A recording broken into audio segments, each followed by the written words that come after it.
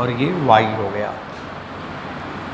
अब आगे बढ़ेंगे, यहाँ पे l power 1 t power -1, l का बच्चों पावर देखो x यहाँ है और y यहाँ है, दो जगह है ना, तो आप क्या लिखोगे x प्लस y, और t का पावर -2y है, ये ऐसे बंद कर दें।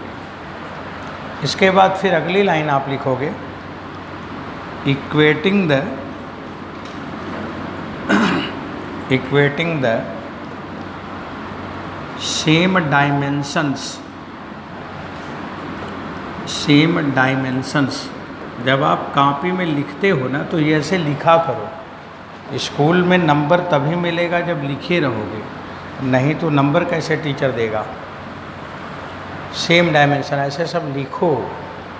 अब क्या करोगे, देखो t का -2y है और यहाँ पे t का -1 है, तो -2y बराबर -1 हुआ पहले, तो यहाँ पे मेरे को मिल गया y बराबर 1/2, और इसको बॉक्स में बंद कर दो,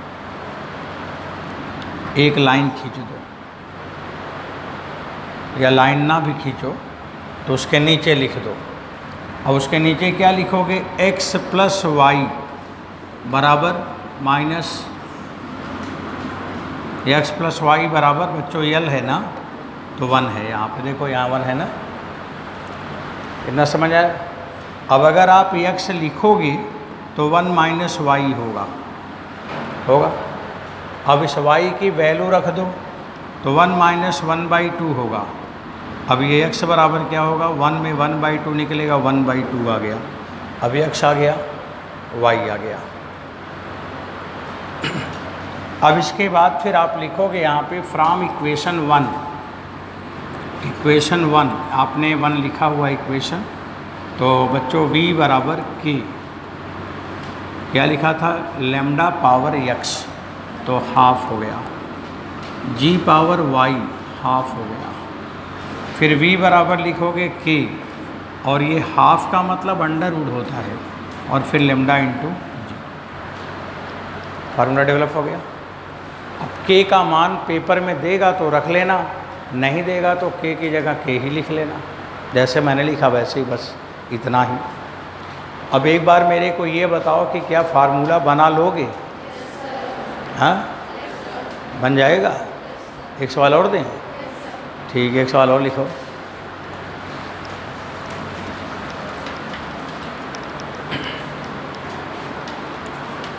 एक क्वेश्चन सब लोग लिख लिया, इसको हटाऊं? चलो लिखो बच्चों, फिर एक सवाल लिखो। यहाँ मैं इसमें लिख रहा हूँ,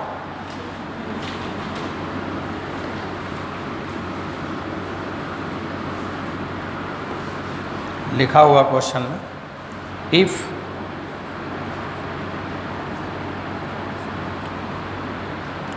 टाइम पीरियड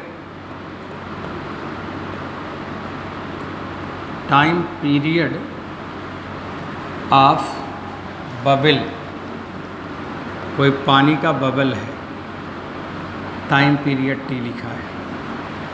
बबल से मतलब नहीं, टाइम पीरियड है बस।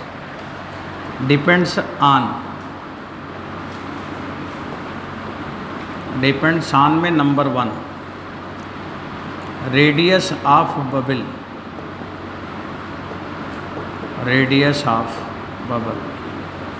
और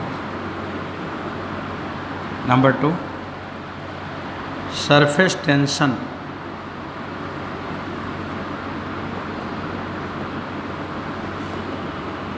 S। Number 3 density, rho. तो टाइम पीरियड जो है ना, इतनी बातों पे डिपेंड करेगा। देन डेराइव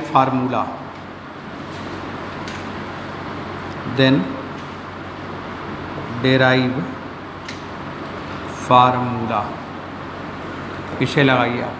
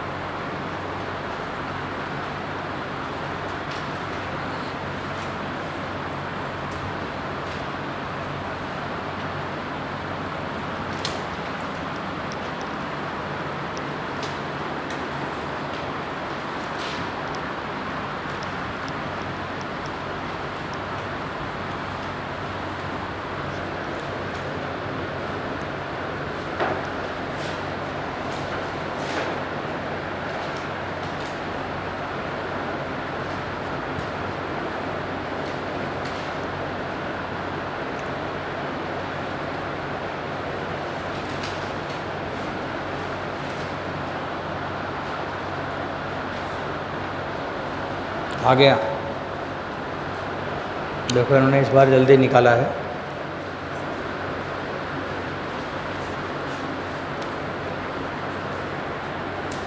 शाबाश, ठीक है।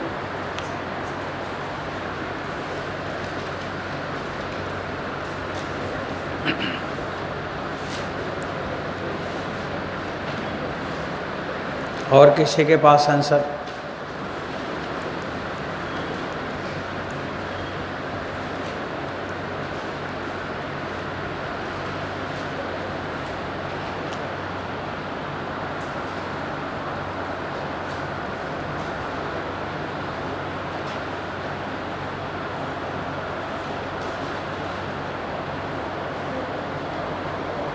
ठीक, उसको अंडर रूट में लगाओ। पावर 1/2 हटा देंगे तो रूट हो जाएगा। ठीक है, ठीक है। और किसी के पास?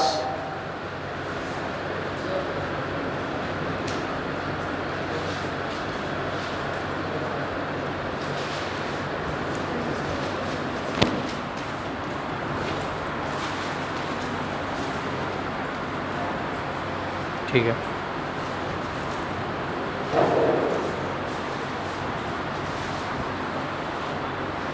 कहीं कुछ छोड़ दिया है इसका, देखो कहीं निकालने में कैलकुलेशन गलती किया होगा। अभी मैं लगाऊंगा तो मिलाना, कुछ गड़बड़ है। लाओ देखें।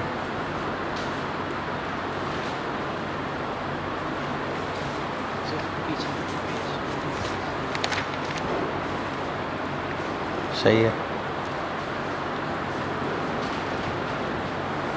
ठीक है।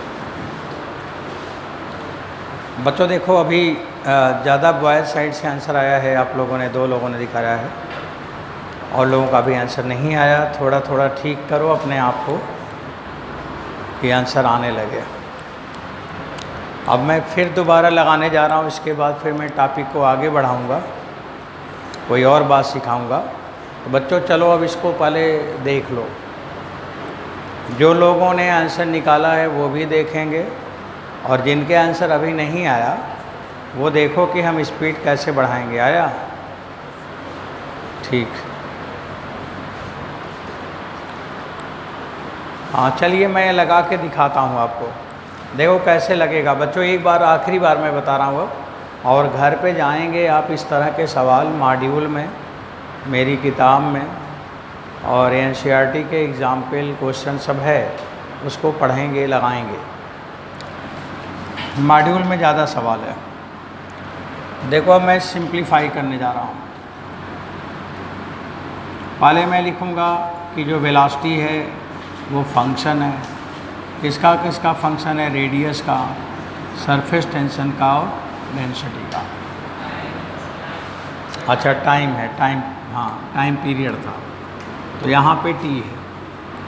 ओके बच्चों अब आगे देखो, फिर आप लिखोगे टी आप proportional to r power x, s power y, rho power z। देखो जब भी आप सवाल लगाओ ना, पूरे प्रोसेस को लिखना चाहिए, क्योंकि आपको स्कूल का एग्ज़ाम भी देना है, और अगर आप स्कूल में नहीं लिख पाएंगे तो कैसे नंबर पाएंगे। तो लिखने का तरीका अच्छा रखो बस। t बराबर k, r power x, s power y, rho power z, equation number 1। ये पहला इक्वेशन हो गया।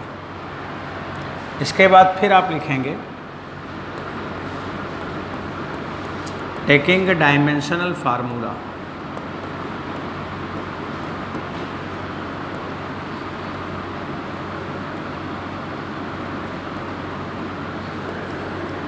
आपको डायमेंशनल फार्मूला लिखना है बच्चों। टी का टाइम हो गया, टी हो गया बराबर, आर का यल हो गया, रेडियस तो लेंथ ही है, रेडियस क्या है? लेंथ है, एल पावर एक्स हो गया। सरफेस टेंशन mt-2 हो गया, डेंसिटी ml-3 और z हो गया। इसके बाद फिर आप देखो यहाँ पे m का पावर 0 है, l का पावर 0 है, और t का पावर 1 है। बच्चों यहाँ पे m के पावर इकट्ठा करो, y है, जेड है तो वाई प्लस जेड हो गया। एल का पावर इकट्ठा करो, यहाँ एक्स है, यहाँ -3z है। टी का पावर इकट्ठा करो, केवल -2y है और ये बंद हो गया। ये सब लिखने में गलती ना हो, ये सब ध्यान से आँख खोल के लिखना है। इसके बाद फिर लिखोगे equating the same dimensions, equating the same dimensions. बच्चों मैं इक्वेटिंग सेम डायमेंशन को आपसे पूछ रहा हूँ, पहले क्या लिखोगे? पहले t का पावर देखो, वहाँ पे -2y है और यहाँ पे 1 है, पहले इसको बराबर करो। तो मैंने लिखा -2y बराबर 1, तब आप लिखेंगे y बराबर -12, एक वैल्यू ये आ रहा। फिर हम एक लाइन ऐसे खींच देते हैं, ऐसे लिखते हैं। फिर बच्चों जब अब आगे देखो आप y प्लस जेड देखो, y प्लस जेड कितना है? 0 है ना, तो z बराबर क्या होगा? -y। तो z बराबर माइनस है और y का मान -12, तो z बराबर क्या हुआ? हाफ हो गया, z भी आ गया। अब इसके बाद तीसरा देखो, यल का पावर, x -3z बराबर 0 है, तो x बराबर क्या हुआ? 3z हुआ। तो x बराबर क्या हुआ? 3 और z का मान हाफ, तो x का मान कितना हुआ? 3/2 हो गया। अब हमें x भी आ गया, y भी आ गया और z भी आ गया। जब x y z आ गया तो अब यहाँ पे हम लिखेंगे फ्रॉम इक्वेशन 1, फ्रॉम इक्वेशन 1। बच्चों 1 में देखो आप, तो t बराबर क्या लिखोगे? कि r power x, r power 3/2, s power y -12,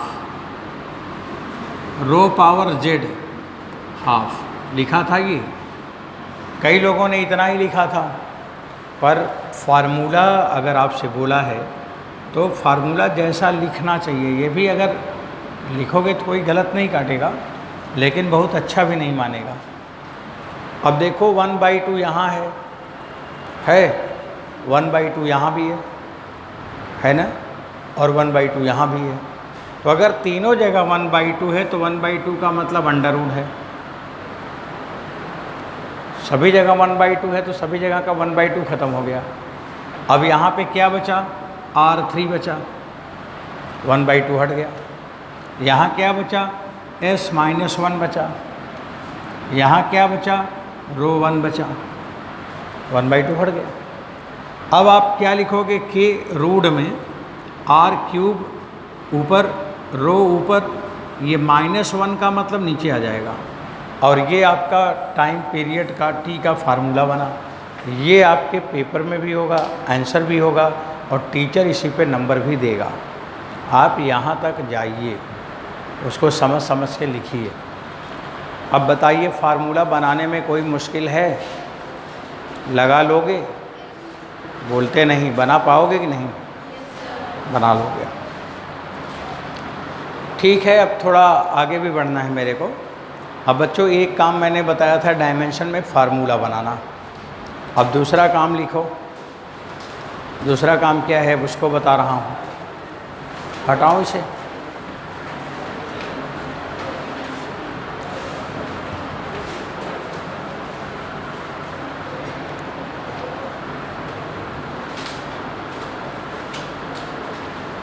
delete कर रहा हूँ।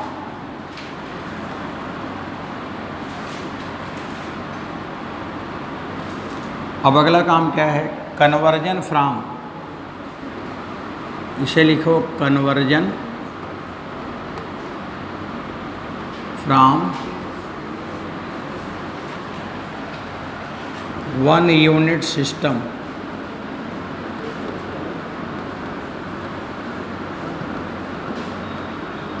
from 1 unit system to other। बच्चों लिखा है conversion from 1 unit system to other unit system to other.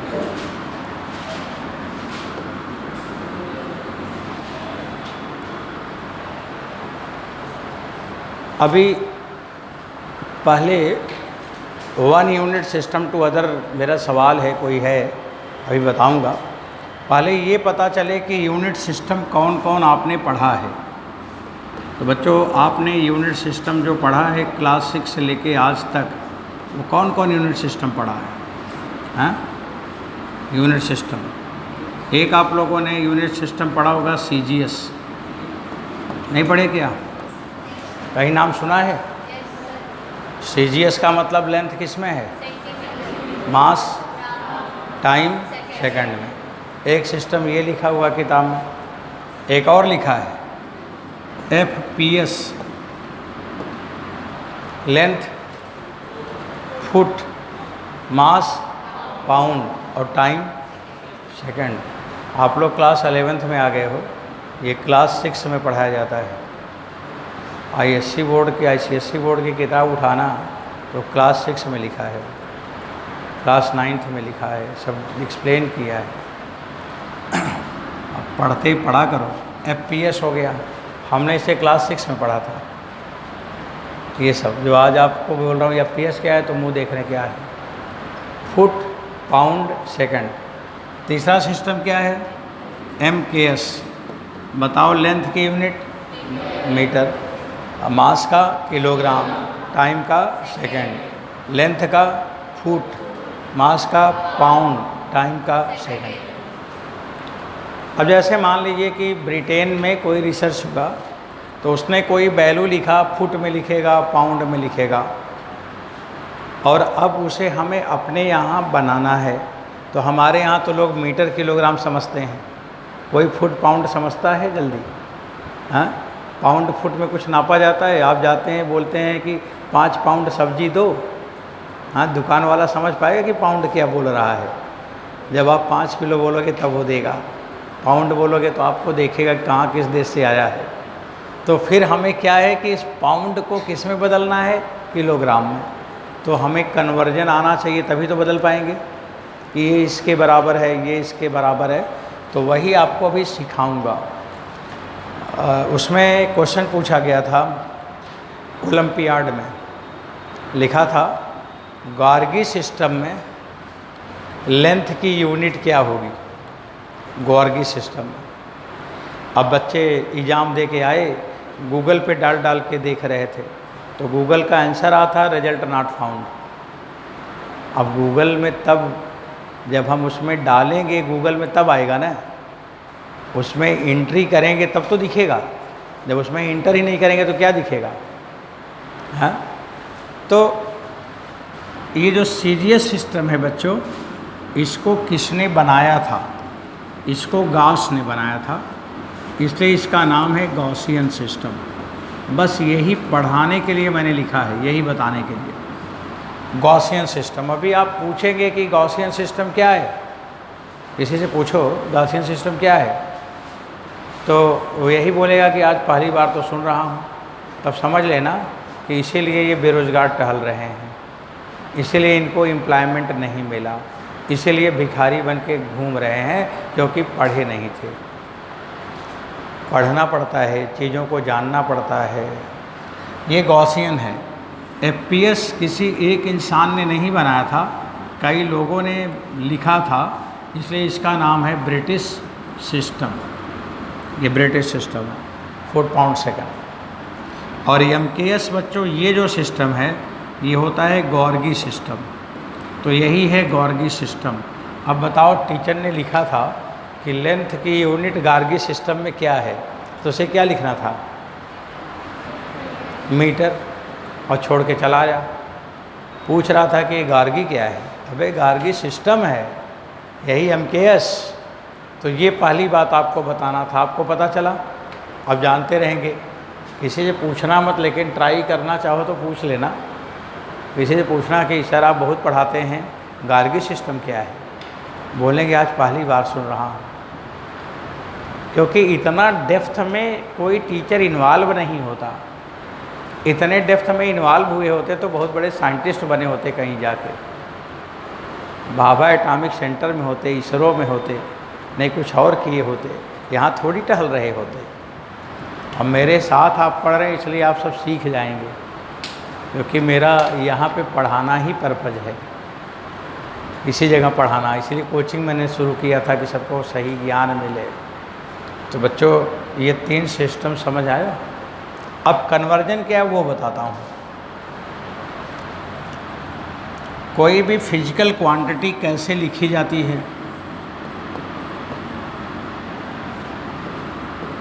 Physical quantity को हम कैसे लिखते हैं? Q बराबर N और U। यहाँ पे N क्या है? Numerical value, numerical value in system, numerical value in system. U क्या है? Unit in system, unit in system.